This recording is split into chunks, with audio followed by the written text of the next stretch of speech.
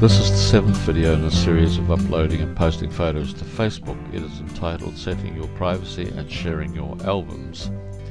In this video we will learn how to set our audience and thus our privacy when sharing albums and photos. The first place we need to go to is to go to our timeline, where we will find a little photograph here and a thing called photos, and we need to click on that to go through to our albums. And here I have a number of albums, and we'll be having a look at setting the privacy settings on some of these albums and the photographs within them. You'll notice in the bottom corner of each album there is a little icon. That little icon, when clicked, produces a drop down list, and you can set your privacy and your audience from the list which drops down. So these are your audience selectors. If we come through to setting our album audience, we click on the little icon which is just below the album, and you'll notice there is a drop down list from whence we can set our audience. So there's public, our friends, and we can have different lists of different friends so that we can restrict it even further. Friends except acquaintances, and of course there's only me, which is the absolute privacy thing. Only I can see them, which doesn't make much sense really. And we can custom set our privacy by clicking on that one there, but we won't do that today. So if we just click through to the next one, you'll find that we can also set our privacy from within the album itself. So if we just select an album, we'll do that one, and we click on the album, and that will take us through to the photographs within that album. This selects the album audience from inside the album. So once again we click on the icon, we get the drop down list, and we select our audience from the drop down list, and that's it for that particular thing. We can also select an album audience from a photograph. So if we choose a photograph, anyone will do, select it, and we come through to the photograph viewer. Okay, and when we've got this far, we can have a look at things. Here is the name of the person who uploaded the photograph, which happens to be me because it's my account. We can tag the photograph or edit it from here, and these are the comments which different people have put on, and you can comment on your own photograph without any problems. So let's just click the edit button here, and that will take us through to the edit page, and you'll see that we have something slightly different. We can change this. We can change this by clicking on the cross and getting rid of it and perhaps entering a new one. We can add a date and add a day to the date, and we can set our privacy levels here. So we'll just do that. So we click on the icon, and then we get the drop down. Well, it's not exactly a drop down, but it takes us through to another screen which edits the album. And once again we can change things. We can change the name, we can change where it is, we can change how and when we actually took the photograph, and we can make a comment on it.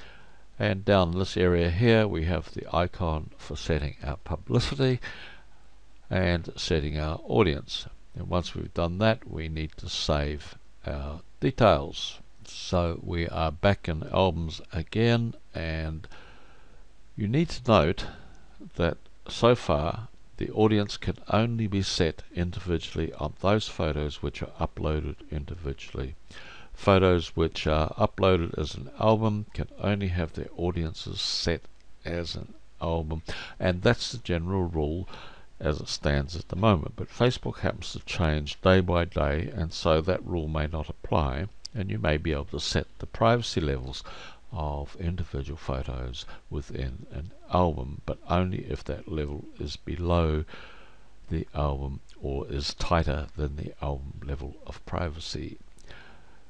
So photos in this album can be set individually, and you'll notice that it is a slightly different icon. It's a gear wheel rather than the little world we've got here. So if we select that album, we click through to the individual photographs, and having said that, we then select the photo. Select this one here, and then we come through to the viewer again, and we have the same name, what I've said about the photograph and where it was taken, and we can tag the photo, edit the photo, and write a comment about the photo.